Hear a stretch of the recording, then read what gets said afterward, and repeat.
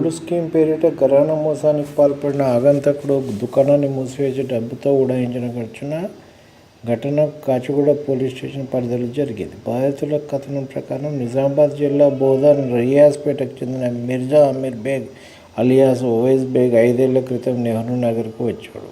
ఇంటిని అద్దెకు తీసుకొని జ్యువెలరీ దుకాణాన్ని ప్రారంభించాడు. మొదట్లో బంగారు ఆభరణాలను విక్రయించేవాడు. ప్రతి నెల 2,000 రూపాయల చొప్పున 18 నెలల పాటు చెల్లిస్తే 10 గ్రాముల బంగారం ఇస్తానని ప్రచారం చేశాడు. లక్కీ డ్రా పథకంలో ప్రతి నెల 3,000 చెల్లిస్తే డ్రాలో పేరు వచ్చిన వారికి 5 గ్రాముల బంగారం ఇస్తానని నమ్మించాడు. స్థానికులు అతనికి పెద్ద మొత్తంలో డబ్బులు చెల్లించారు. ఇలా ₹1,00,00,000 వరకు చెల్లించాలని తెలిసింది. నిందితుడు ఇంటిని దుకాణాన్ని ఖాళీ చేసి పరారయ్యాడు. బోధనలోనూ ఇదే తరహా మోసానికి పాల్పడ్డట్టు ఆరోపిస్తున్నారు. కేసు నమోదు చేసినట్టు ఇన్స్పెక్టర్ తెలిపారు. ఇదో కొత్త రకం మోసం. కొత్తదేం కాదు, పాతదే కానీ